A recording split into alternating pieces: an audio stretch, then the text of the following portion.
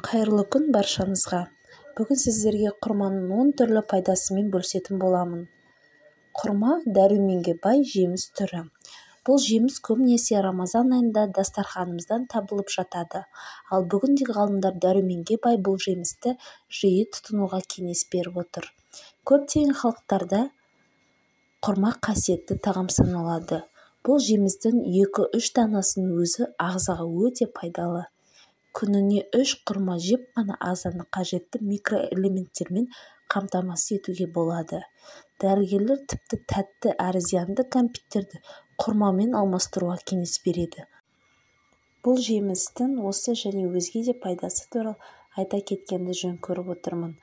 Құрма адамның асқа деген тәбетін жақсартып, жұмысқа деген қабілетін жақсартады.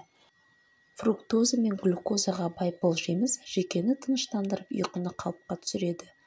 Ғалымдардың зерттеуі бойынша, құрманы көп жейтін адамдарда өкпедегі қатерлі дертпен ауыру кемде-кем кездеседі екен.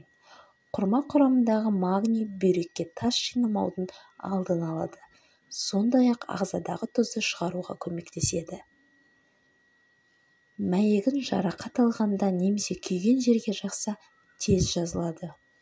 Дәрігерлер құрма жемісін тіс жиегі жиі қанайтын жандар мен туберкулез дертіне шалдыққанда көбірек жеуге кеңес береді.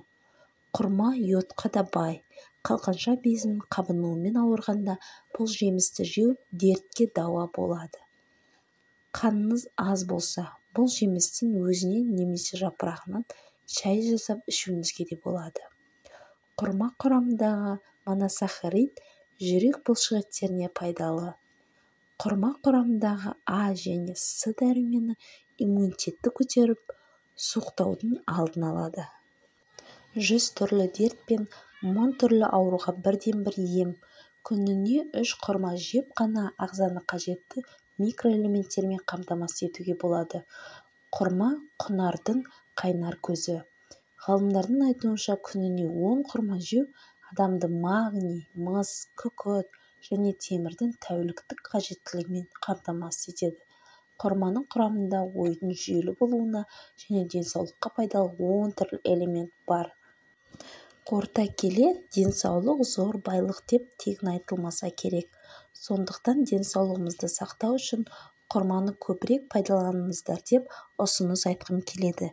Егер де сіздерге ақпарат пайдалы болса, лайк басып, каналға тіркеліп, өз ойларыңызды комментарийға қалдырсаңыздар болады.